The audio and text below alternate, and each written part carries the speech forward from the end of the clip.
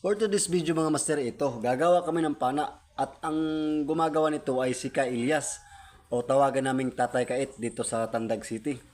So ito, ang gamit pa rin namin ay sinaunang panahon pa rin ng mga pana, is spear gun. Ito naman sa kululong, saka si Tatay. At ito, bago magsimula, magpapabaga kami ng uling, saka ilagay namin yung bago siya pukpukin ng ganito. Ayun o. Hindi madali ang gumawa ng pana. Maproseso. Tsaka ilang ulit mo siyang ilagay sa baga para maging malambot ang alambre. Ayan, habang nagpapaypay si Paripolins. Pagka mapula ng alambre, ayan mga gamit niya. Ito yung mga gamit niya. Mano-mano lang talaga ang paggawa namin ng pana dito. Pero kahit ganito ang style ng pagpana namin, pulido din talaga siya, matagal siyang masira.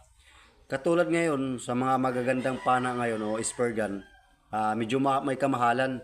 Kaya ang ginawa namin, gumagawa kami dito, mano-mano lang talaga tulad nito, bubutasan para lagyan ng sima o ano pa man na mga kailangan gamitin dito.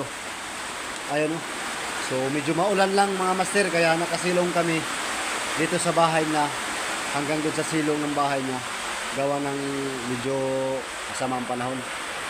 Kaya ayan, si Ka Ilyas talagang subok na to na gumawa ng pana. Siya talaga ang takbuhan namin.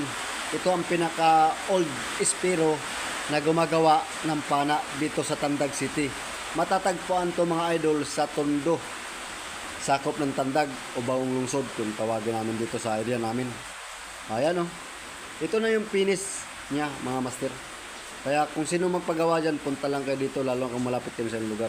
Kung gusto niyo ng mga ganitong spear gun. Ayun o. Wow. Medyo kahit pangit tingnan pero sulit naman. Thank you for watching.